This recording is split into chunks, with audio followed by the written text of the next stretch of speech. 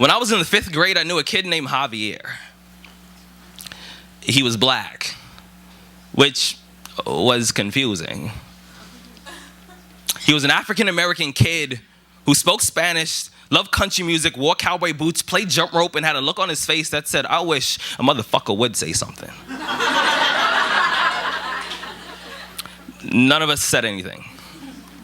For show and tell, he brings in his pet Chameleon.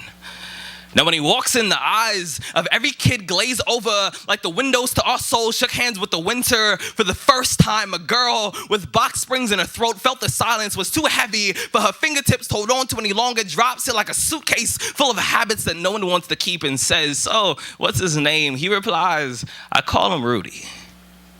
Now, when the class realized that me and the lizard had the exact same name, they laughed until their jaws hit the floor. 20 years later, the irony, it hits me over the head like an empty Heineken bottle inside of the bar fight that I call my everyday life. I get it. You see, chameleons, they have the ability to paintbrush themselves into whatever will match their surroundings. They do it so often, they probably wouldn't be able to recognize a photograph of their own skin. They think it's far better to be invisible than it is to grind their teeth into I dare you and ride their bones like a magic carpet. No steering wheel, no tires, no brakes, no battery, just bravery, just faith in a chest full of I am not dying today. Courage has never been a chameleon's best attribute, and some days it's not mine either.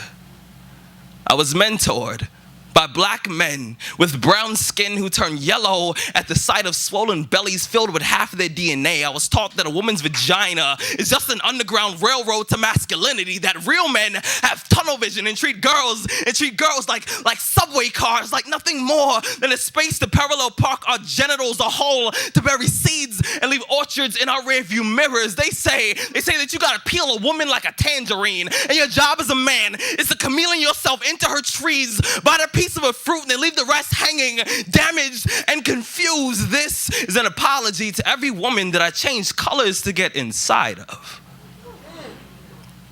See, I still haven't stumbled across the definition of man, but I know that we are hotels that stand a million war stories tall. I know that we carry guitar cases full of phobias, hoping that we can turn fear into our strongest instrument. I know that our hands break things just as frequent as we fix them.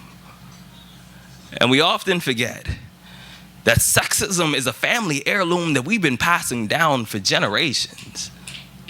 As men, it's important that we start asking ourselves, what will the boys learn from us? Thank you. That's my time.